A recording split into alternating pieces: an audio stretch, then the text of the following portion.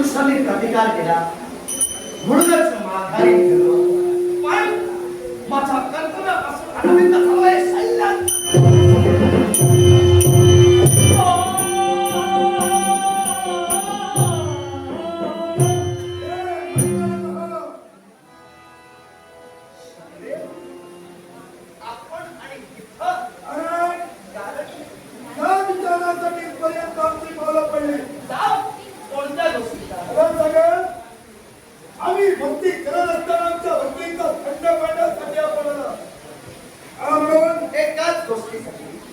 शनिदेव सगळ्यांनी स्पष्ट शब्दात जर आपल्याला सांगायचं झालं तर तुमच्या भक्तीत असणारा स्वार्थ मंगळाला मान्य नव्हता आणि म्हणूनच तुमच्या भक्तीत खंड पाडण्यास मंगळ आला होता. मंगळग्रह मला सांग रे, या विश्वाच्या ठिकाणी एखाद्या भक्तीचा संकल्प केला जातो आणि तो संकल्प परिपूर्ण सन्मार्गाला करायचा असेल तर भक्ती मार्गात जोडला जातो. तर भक्तीला एखादी गोष्ट साध्य करणं म्हणजे तो स्वार्थ झाला की काय?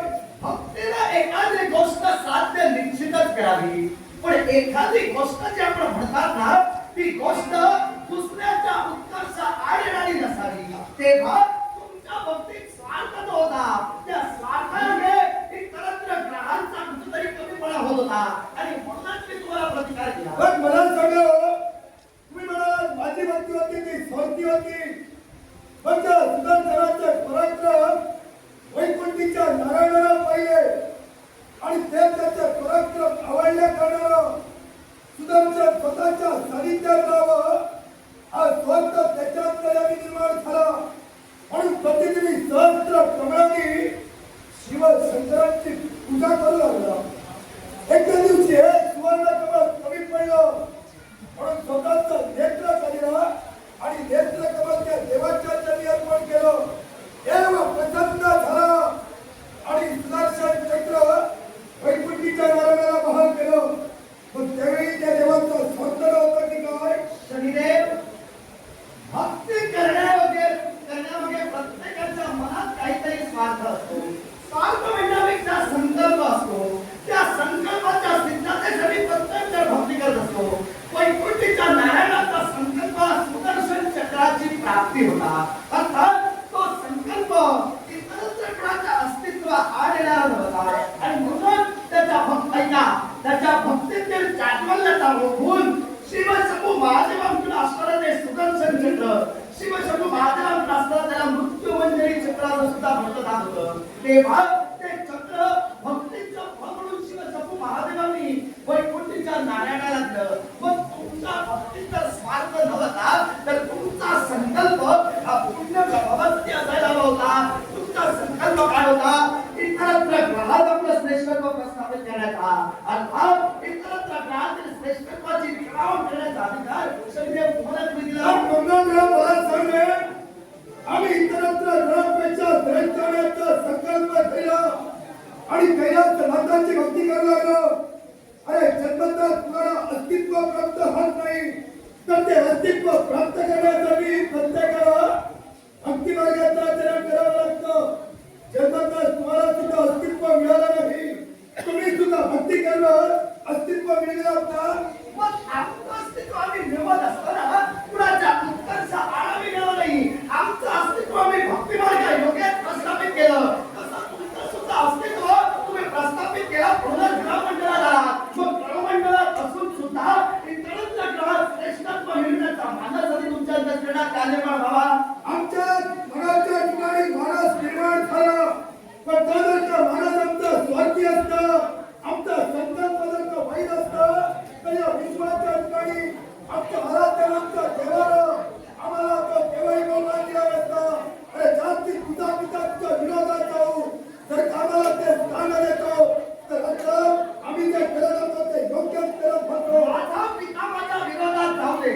माझा पिता माझ्या विरोधात जाऊन तुला काही भक्तीचं फळ तुला मिळवून देऊ दे. पण तुझा संकल्प अजूनही मी सांगते माझा अस्तित्व आडी होता आणि म्हणून माझ्या जीवनात तुझी वाटचाल केली. माझ्या पित्यानं मला रोखल्यानंतर तुझ्या अस्तित्व आढळण्याचे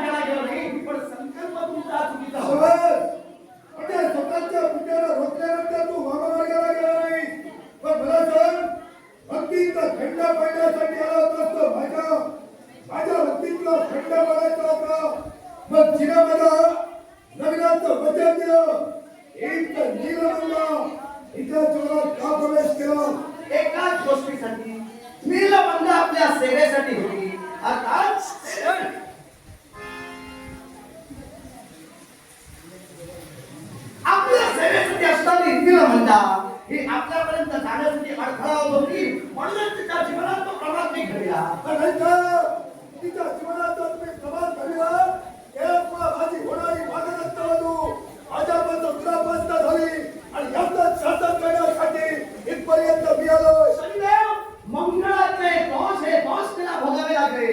अर्थात मला शासन करण्यासाठी तुम्ही आलात. तुम्ही सुद्धा ग्रह आहात. बरोबर. तुमच्या साडेसातीला कुणीतरी या विश्वात बळी ठरतो, मग ते काय तुम्हाला जाऊन विचारण्यासाठी येतात? कुणीतरी नव्हे, प्रत्येक जीवाच्या जीवनात हा शनिदेव प्रवेश करतो. मग तुम्ही तसे प्रत्येकाच्या जीवनात प्रवेश करता. तुमच्या साडेसाती योगे प्रत्येकाच्या जीवनाची राग रांगवली होते, तसं मंगळ दोषाचा सुद्धा आहे. मंगळ दोष याला आपल्याला नीलबंदीला भोगावे लागले. अर्थात जाब विचारण्यासाठी तुम्ही येणं मला तरी इष्ट नाही. अरे तिला तू भोगायला भाग पडले, तो स्वतःचा स्वार्थ तू परिपूर्ण करण्यासाठी आमच्या भक्तीत खंड पडू शकत नव्हतं, म्हणून हे सारं काही तू केलं आणि मला त्याचं शासन करण्यासाठी इथपर्यंत गेलो. तुम्ही जर मनात स्वार्थ धरून भक्ती केला नसता तर मी तुमच्यापर्यंत आलो नसतो. मंगळ दोषानं नीलबंदा बाधित झाली नसती, तुमचं लग्न झालं असतं. संकल्प का बोलला नाही? शेवटी आजीच्या देवाला पूर्ण केली, माझा संकल्प देवाला पूर्ण केला, त्याची मी तरी केव्हाही मान्य करणार नाही. माझा संकल्प सत्य होता, माझा संकल्प चुकीचा होता. मग आता कार्यवाद तुझा सफल झालेला आहे. बरोबर. संकल्प सिद्धीस गेलेला आहे. गेलेला आहे. मला जाब विचारून आता काही होणार नाही. आता. नीलबंदा कुठे दिला असो, लग्न करायचं. तुला काय करायचं? फक्त जाऊ लागत तर शासनही करणार आहे. शासन कुणाला करणार आहे? तुला